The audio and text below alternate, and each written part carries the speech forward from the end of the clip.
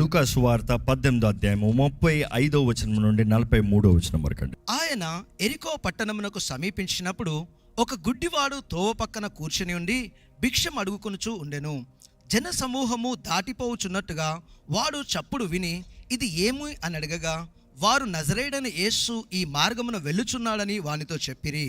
అప్పుడు వాడు, యేసు దావీదు కుమారుడా, నన్ను కరుణించుము అని కేకలు వేయగా, ఊరక ఉండుమని అందరినూ నడుచుచుండిరని వారు వారిని గద్దించిరి. కానీ వాడు మరి ఎక్కువగా, దావీదు కుమారుడా, నన్ను కరుణించుము అని కేకలు వేసెను.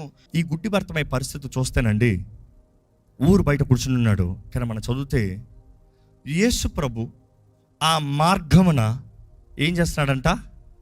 నడుచుకుని పోతున్నాడంట. కానీ ఈ గుడ్డి భర్తమై విన్నాడంట. ఎందుకంటే ఈ గుడ్డి భర్తమై వారి మధ్య నుండి యేసు ప్రభు నడుచుకుని పోతా ఉంటే వింటున్నాడు, అడుగుతున్నాడు పక్కన, ఎవరు వెళ్తున్నారు అన్న వెంటనే, యేసు వెళ్తున్నాడు అన్న వెంటనే నేను ఏం చేశాడు తెలుసా? దావీదు కుమారుడా కేక వేశాడంట. ఆయన కేక వేస్తున్నాడంట, దావీదు కుమారుడా నన్ను కరుణించు. కానీ ఎప్పుడైతే కేక వేస్తున్నాడో మనం వాక్యం చదివితే ఏం కనబడుతుంది తెలుసా? పక్కన ఉన్నవారు మీరు కేక ఏంటని చెప్తాను. రెడీ, 1 2 3.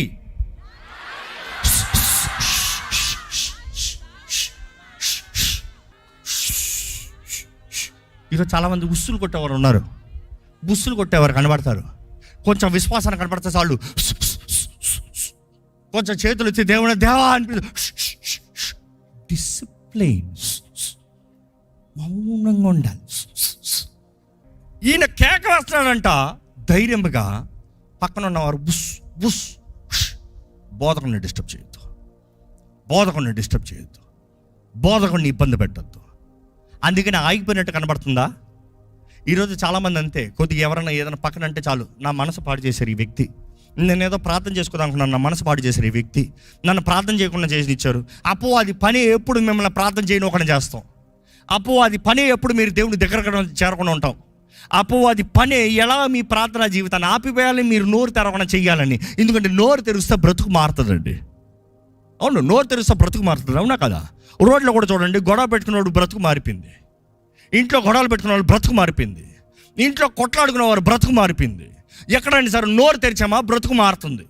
అది మేలైనా కీడైనా. ఈ వ్యక్తి నోరు తెరుస్తున్నాడంట. దేనికి? ఆయన రక్షణ సంపాదించుకుంటానికి.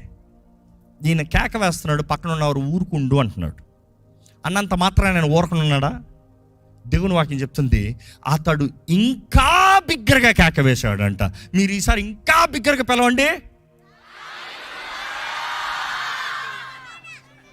నన్ను కరుణించు. నన్ను కరుణించాల్సిందే.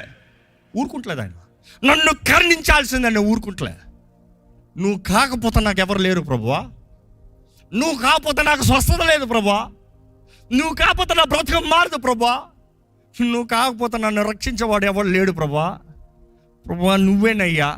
చెప్పగలుగుతారా? ప్రభువా నువ్వేనయ్యా, ప్రభువా నువ్వే చేయాలి, నువ్వే దిక్కు, నువ్వే సర్వము, నువ్వు కాకపోతే ఎవరు లేరు, నీవే పోరాడుతున్నాడంట, పెనుగులాడుతున్నాడంట.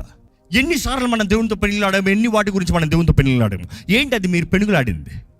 ఈరోజు మీ బలహీనతలు మాట్లాడమంటే బోల్డ్ చెప్తారు, నాకు ఇది లేదు, నాకు అది లేదు, నాకు ఇది కుదరలేదు, అది కుదరలేదు. ఏంటి అది మీరు పెనుగులాడింది దేవుని సన్నిధిలో? దేవుడు మన మధ్య ఉన్నాడు అనేటప్పుడు కూడా చాలామంది ఇంకా మౌనంగా ఉంటారు. దేవా స్తోత్రం, ఏదో వచ్చానులే ప్రభా, ఏదో చూసిపోతాను వచ్చానులే, ఏదో జరుగుతాను వచ్చానులే, నీ సన్నిధి ఇక్కడ ఉందిలే. ఎంతమంది నిజంగా ఇక్కడ నమ్ముతున్నారు దేవుడు మన మధ్య ఉన్నాడని నమ్మేవారు బిగ్గరగా లేలు చెప్తారా? మరి పెనుగులాడుతాం సిద్ధమా? ఇక్కడ నా ఆశ ఎప్పుడు వాక్యం ఎక్కువ కాదండి, ప్రార్థన ఎక్కువ. ఎలాంటి ఉద్యోగ సభల్లో ఏంటి తెలుసా? అగ్ని రగులుకోవాలంటే నోరు తెరవాలంట. ఒక మనిషి ఎంతనా వినొచ్చేమో కానీ ప్రార్థన చేయకుండా పోతే బ్రతుకు మారదు. వినటం వలన విశ్వాసం, వెరీ ట్రూ. కానీ ఆ వ్యక్తి కేక ఇవ్వకపోతే ఆ వ్యక్తికి రక్షణ లేదు. ఆ వ్యక్తి యేసుని గురించి ఎన్ని గొప్ప సాక్ష్యాలు వినుండొచ్చు, అడుక్కుంటా వినుండొచ్చు, కానీ నోరు తెరిచి కేక వేశాడు చూడండి, ఆ కేక ఆపకుండా ఇంకా వేశాడు చూడండి, దాన్ని బట్టి బ్రతుకు మారింది. ఎప్పుడు అది మీరు చివరిసారిగా దేవుని సన్నిధిలో కేక వేసింది? అద్భుతకరుడు, ఆశ్చర్యకరుడు, స్వస్థత పరిచే దేవుడు, శూరకార్యాలు చేసే దేవుడు అని చెప్తున్నాం మనంతా. మీ జీవితంలో ఏది మీ సాక్ష్యం? ఏది మీ జీవితంలో సాక్ష్యం? ఏది మీ జీవితంలో దేవుడు చేసిన కార్యాలు? ఈ గుడ్డి భర్తమే చూస్తే కేక వేస్తున్నాడు. గుడ్డి భర్తమైన అందరూ ఉస్సు ఉస్సు అంటే ఆయన ఇంకా గట్టిగా కేక వేశాడంట. ఆయన ఎంతగా కేక వేశాడంటే యేసు ప్రభు నడుచుకుని పోతా ఉన్నాడు. ఆయనకి తెలీదా మొదటి కేకకే? తెలుసు. కానీ ఆయన నడుచుకుని పోతా ఉన్నాడు. దావీదు కుమారుడా ఆయన కేకకి ఇంకా చివరి ఇంకా ఎలుగెత్తేసే కేక వేసేటప్పటికి యేసు ప్రభు నిలిచాడంట. అక్కడ గమనించండి, యేసు ప్రభు అతని దగ్గరికి యేసు ప్రభు నిలిచాడంట. ప్రేమ కలిగిన దేవుడు గుడ్డి భర్త నువ్వే పిలుస్తామని ఎదురు చూసాం, భర్త నీ దగ్గరకు వస్తున్నాను అనొచ్చు కదా? నో, ఆయన ఉన్న స్థలం నిలబడ్డాడంట. కానీ ఒక ప్రత్యేకత కనబడుతుంది. ఏంటి తెలుసా? యేసు ప్రభు చెప్తాడంట, అతన్ని నా దగ్గరికి తీసుకురండి. ఆ మాటకు మీకు అర్థం ఏంటో తెలుసో తెలియదు కానీ చెప్తాను వినండి. ఆయన కేక వేసినప్పుడు అతని పక్కన ఉన్నవారు ఏం చేశారు? ఆయన్ని అణిచివేశారు. కానీ యేసు ప్రభు పిలిచినప్పుడు అతన్ని నా యొద్దకి తీసుకురండి అన్నదప్పుడు ఎవరు తీసుకురావాలి? ఎవరైతే ఊరుకో అన్నారో వారే యేసు ప్రభు దగ్గర తీసుకురావాలంట. అంటే కొన్నిసార్లు దేవుడు మన జీవితంలో చేసే కార్యాలు ఎలాంటివి తెలుసా? ఎవరైతే నీ జీవితాన్ని ఊరుకో అంటారో వారి ద్వారానే నీ జీవితంలో ఘనమైన కార్యాలు జరిగిస్తాడంట. నమ్మేవారు హల్లెలూయా చెప్తామా బిగ్గరగా? మనుషుడు మాటలు నమ్మి కృంగిపోకండి. మనుషుల మాటలు నమ్మి ఎక్కువ ఉప్పు పొందకండి. మనుషుల మాటలు ఇలా మారిపోతాయండి. ఈ నిమిషం మిమ్మల్ని కనపరుస్తారు, ఇంకొక నిమిషం మిమ్మల్ని దూషిస్తారు. ఈ నిమిషం మీ గురించి మేలు మాట్లాడతారు, ఇంకొక నిమిషం మీ గురించి కీడు మాట్లాడతారు. ఈ విషయం మీరు ఎంత మంచోళ్ళు చెప్తారు, ఇంకొక సెకండ్ మీరు ఎంత చెడ్డోళ్ళు చెప్తారు. మనుషుల మాటలు నమ్మి బ్రతికేవారైతే ఎప్పుడు మీ జీవితంలో మీ గమ్యాన్ని సాధించలేరు. కానీ గుడ్డి భర్తమే చూస్తే ఆయన కేక వేసిన దానికి దేవుడు అంటున్నాడు, దా తీసురా, నా దగ్గర తీసురా. కానీ యేసు ప్రభు మరలా ఆయన ప్రశ్న అడుగుతున్నాడు, నీకేం కావాలి? నీకేం కావాలి? గుడ్డి భర్తమై నీకేం కావాలి అంటే యేసు ప్రభు ఏమంటున్నాడు? యేసు ప్రభుకి తెలియదు ఆడు గుడ్డాడని. గుడ్డోడుగా నిలబడితే యేసు ప్రభుకి తెలియదా గుడ్డోడని? యేసు ప్రభుకి తెలియదా ఇందుకు కేక వేశాడని? కానీ గుడ్డి భర్తమని అడుగుతున్నాడు, నీకేం కావాలి? ఈరోజు దేవుడు మిమ్మల్ని కూడా అడుగుతున్నాడు అండి, నీకేం కావాలి? మిమ్మల్ని అడుగుతున్నాడు, ఏంటి? What can I do for you? నీకేం చేయమంటావు? ఏం చేయకూరచున్నావు? ఇందాక అడిగాను, ఏం కావాలి మీకు దేవుని దగ్గర నుంచి? దేవుడు అడుగుతున్నాడు, ఏం కావాలి? ఈరోజు అంశం అదే. దేవుడు అడుగుతున్నాడు, నీకేం కావాలి? నా యొద్ద నుండి నీకేం కావాలి? నీకు తెలుసా నీకేం కావాలో? దేవుడు ఎప్పుడైనా సరే ప్రశ్న అడిగినప్పుడు ఆయనకి జవాబు తెలియక కాదు. దేవుడు ఎప్పుడైనా సరే ప్రశ్న అడిగినప్పుడు నీకు తెలుసా నీకేం కావాలో? ఎందుకంటే ఈ మనుషుడి బుద్ధి ఎప్పుడు ఏంటి తెలుసా? ఒక కొట్టుకెళ్ళామనుకో, కొట్టోడు వచ్చి ఏం కావాలి అంటారు. ఒక చీర కొనుక్కోటానికి వెళ్ళాము, ఒక బట్టలు కొట్టుకెళ్ళామనుకో, ఏం కావాలి అని అడుగుతారు. కొన్నిసార్లు మనం ఏం చెప్తాం తెలుసా? చూసిన తర్వాత నాకు నచ్చింది ఏదైనా ఉంటే చెప్తా. నాకు ఏదైనా నచ్చింది ఉంటే అప్పుడు అడుగుతా సైజు ఉందా అని. కానీ దేవుడు అంటున్నాడు, నేను కొట్టుం కాదు నీకు సెలక్షన్ చేసుకుంటానికి. దేవుని దగ్గరకు వచ్చినప్పుడు సెలక్షన్ దొరక రాకండి. Come with faith. నిరీక్షణ కలిగిన వారుగా, ఎదురుచూపు కలిగిన వారుగా, ఆశావాంఛ కలిగిన వారుగా ఆయన సన్నిధిలోకి రావాలంట. ఆయన దగ్గరకు వచ్చే, ప్రభువా నువ్వేం చేస్తావు చూసి, నీకేం కుదురుతుందో చూసి నేను అడుగుతానులే ప్రభువా. కానీ గుడ్డి భర్తను అడుగుతున్నాడు దేవుడు, నీకేం కావాలి? బైబిల్లో చాలాసార్లు దేవుడు అడుగుతూ, నీకేం కావాలి? ఏం చేయకూడచుకుంటాం? ఏం కావాలి? ఆ క్వశ్చన్కి దేవుడు అడిగే ఆన్సర్ ఏంటి తెలుసా? Do you have clarity in your mind? ఈ వ్యక్తి అడుగుతున్నాడు, దేవా నేను చూడగోరుచున్నానయ్యా, దేవా నేను చూడగోరుచున్నాను ప్రభా, ఐ వాంట్ సీ. నేను చూడాలి. ఈరోజు మీరు దేవుడిని అడిగేది నిశ్చయత ఉందా? తెలుసా ఏం అడుగుతున్నారో? ఏం కావాలో కోరుతున్నారా? ఎందుకంటే ఏం కావాలి అనే ప్రశ్న చూసినప్పుడు నేను ఏమైనా చేస్తాను నీకు. ఒక వ్యక్తి నీకు ఏం కావాలని అడిగినప్పుడు ఆ వ్యక్తి ఏం చెప్పదలుచుకుంటాడంటే, నాకు అధికారం ఉంది, నువ్వేం అడిగినా ఇస్తా. ఒక రాజు పిలిచి నీకు ఏం కావాలని అడిగే ప్రశ్న చాలా ఘనమైన ప్రశ్న అది. ఎందుకంటే నువ్వేం కోరినా కూడా నీకు ఇచ్చేస్తా, నువ్వేం కోరినా కూడా ఇచ్చేస్తా. Anything you ask, wish is granted. ప్రభు అడుగుతున్నాడు, నీకేం కావాలి? ఈరోజు ఏంటి మీరు కోరేది?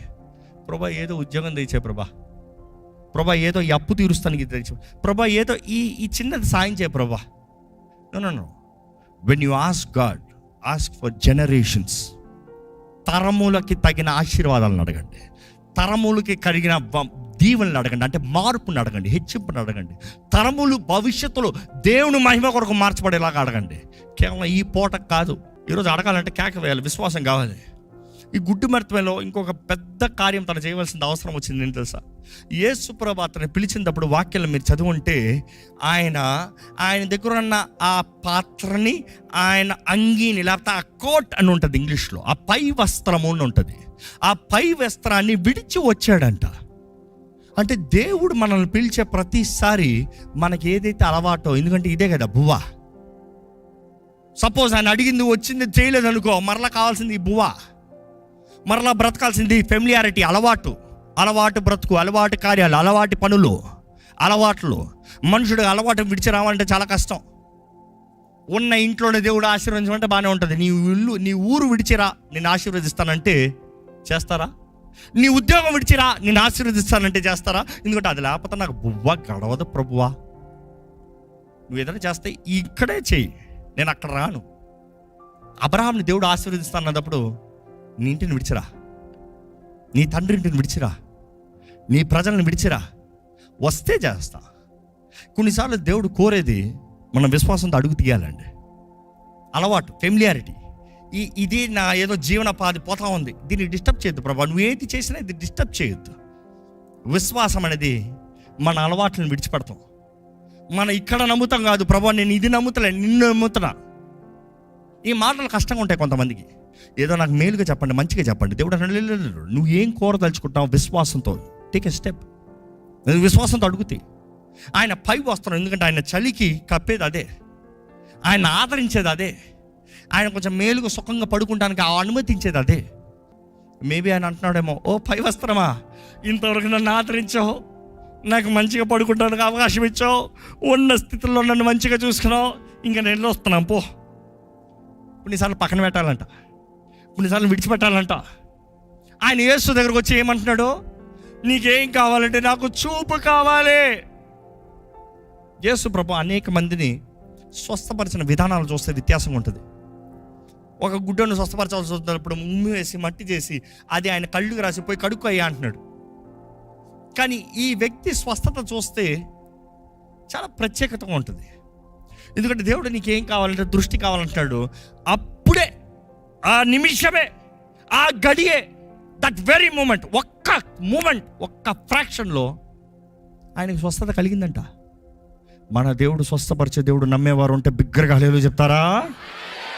మీ జీవితంలో ఎటువంటి స్వస్థత, మానసిక, శారీరక, ఎటువంటి స్వస్థత అయినా కూడా యేసు నామములో ఉందండి. మీ విశ్వాసం కావాలి. ఈ వ్యక్తికి స్వస్థత కలిగింది. తన అడిగినవి పొందుకున్నాడు. తనకి ఏం కావాలో ఎరిగి ఉన్నాడు. తను అడిగింది పొందుకున్నాడు. యేసు ప్రభు అనేక సార్లు స్వస్థపరిచిన తర్వాత వారు ఏం చేయాలో చెప్తాడు. కానీ ఈ వ్యక్తికి ఏమి చెప్పలే. కారణం ఏంటి తెలుసా? ఆ వ్యక్తి ఒక ప్రాముఖ్యమైన వంశమనే కనబడుతుంది. ఆ వ్యక్తి పేరు తెలియజేయబడుతుంది. ఆ వ్యక్తికి ఒక స్థాయి ఉందని తెలియజేయబడుతుంది. తన తండ్రి పేరు తెలియజేయబడుతుంది. అంటే పేరు రాసిన ప్రతిసారి ఆ వంశం ఏదో ప్రాముఖ్యమైన వంశము. ఆ వ్యక్తికి ఒక దృష్టి ఉంది, కానీ ఆ vision can never be reality.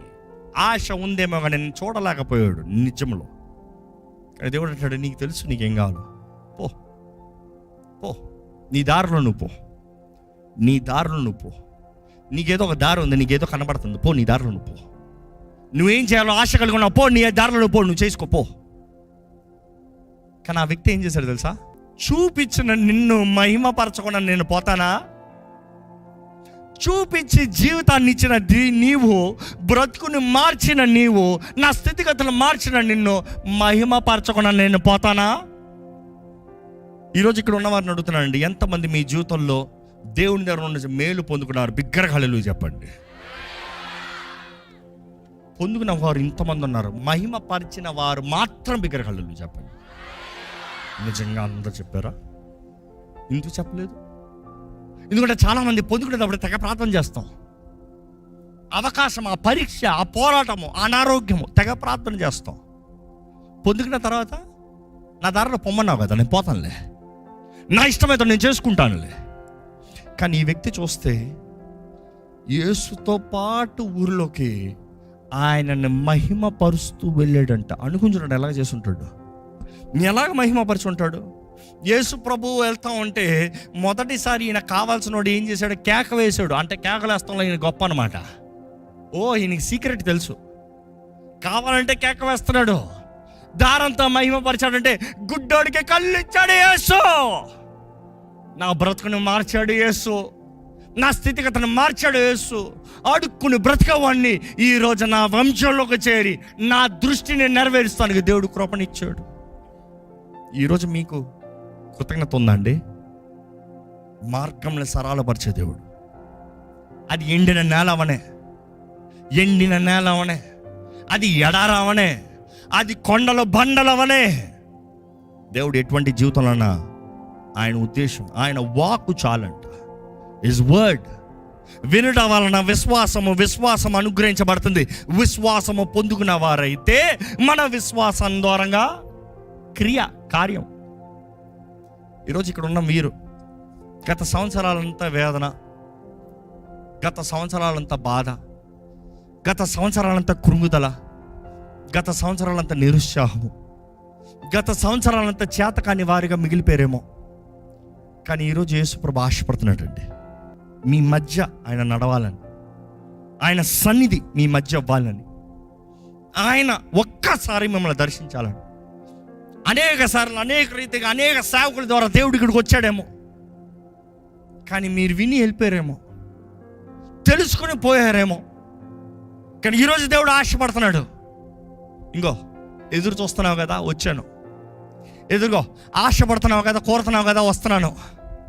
నీ బ్రతుకును మారుస్తానికి, ఈ సంవత్సరము వాగ్దానాలు సంవత్సరంగా మారుస్తానికి, ఈ సంవత్సరం ఆశీర్వాద సంవత్సరంగా మారుస్తానికి, ఈ సంవత్సరంలో గతంలో నువ్వు చేయలేని కార్యాలన్నీ సమకూర్చి జరిగిస్తానండి. ఎందుకంటే దేవుడు, మన దేవుడు గాడ్ ఆఫ్ రిస్టోరేషన్, సమస్తము నూతన పరిచి మరలా తిరిగి అనుగ్రహించే సంవత్సరములు చేసే దేవుడు అండి. ఎందుకంటే ఆయన వాక్యంలో చూస్తే మిడతలు తినివేసిన సంవత్సరములు ఆయన తిరిగి ఇస్తాడంట. అంటే విలువైంది సమయం అండి. ఒకరి జీవితంలో విలువైంది సమయం. ఏదైనా మరలా తిరిగి సంపాదించచ్చు, కానీ సమయం తిరిగి సంపాదించలేము. పోయిన దినంలో, పోయిన సంవత్సరంలో, పోయిన నిమిషంలో మరలా సంపాదించలేము. కానీ దేవుడు అంటున్నాడు మిడతలు తినివేసిన సంవత్సరములు. ఎందుకంటే దేవుడు అంటున్నాడు కాలం సమయము నా వశము.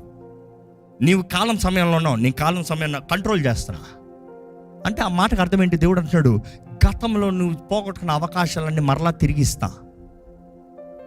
కానీ నీవు రెడీయా? నీవు సిద్ధమా? నీవు పోరాడటానికి సిద్ధమా? నీవు స్వతంత్రించుకోవడానికి సిద్ధమా? నువ్వు కష్టపడటానికి సిద్ధమా? నీవు ప్రయాసపడటానికి సిద్ధమా? నీ జీవితంలో నేను కార్యము చేస్తానంటున్నాడు దేవుడు. ఈ సమయంలో దయచేసి స్థలంలోంచి దేవుడు మీ జీవితంలో అడుగుతున్నాడు, నీకేం కావాలి? తల నుంచి విశ్వాసంతో దేవుడు అడుగుతున్నాడు మిమ్మల్ని, మీకేం కావాలో అడగండి. మీరు చెప్పండి మీకేం కావాలో. దేవుని సన్నిధిలో ఎప్పుడు నోరు ఎప్పలేదేమో, స్వరం ఎప్పలేదేమో, మీ పక్కన ఉన్న ఎవరున్నారో మర్చిపోండి.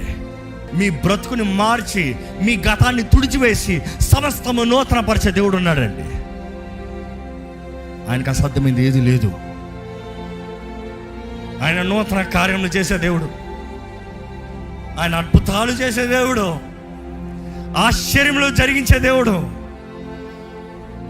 ఆయనకు అసాధ్యమైంది ఏది లేదు, ఏది లేదు, ఏది లేదు. నా దేవునికి సమస్తము సాధ్యమే. దేవుడి మన మధ్య ఉన్నాడు. మీరు కేక వేస్తే మీరు అడిగిన మీరు పొందుకుంటారు. మీ విశ్వాసం అండి, ఇట్ ఈస్ యువర్ ఫెయిత్. మీ విశ్వాసము. ఏది మీ విశ్వాసము? ఏం కావాలి మీకు? దృష్టి ఉందా? ఏం కావాలో? ఆశ ఉందా? ఏం కావాలో? వాంఛ ఉందా? ఏం కావాలో తెలుసా? మీకు ఏం కావాలో? అల్పమైన వాటి కొరకు ఆశపడుతూ, అల్పమైన వాటిని చూసుకుంటూ, అల్పమైన వాటి కొరకు కోరుకుంటూ దేవుడు మీ కొరకు నిర్ణయించినవి పోగొట్టుకుంటున్నారా? మన మధ్యలో సంచరించే దేవుడు అండి. ఇదిగో ఆయన సన్నిధి మన మధ్య సంచరిస్తుంది. ఇదిగో పరిశుద్ధాత్ముడు ఇక్కడ సంచరిస్తున్నాడు. మీరు అనుభవిస్తున్నారైతే విశ్వాసంతో ఆయన కేక వేయండి. Do not lose. ఈ అవకాశాన్ని పోగొట్టుకోద్దు. ఈ అవకాశాన్ని పోగొట్టుకోద్దు. ఈ అవకాశాన్ని పోగొట్టుకోద్దు. ఈరోజు మీ బ్రతుకుని మార్చాలని ఆశపడుతున్నాడు.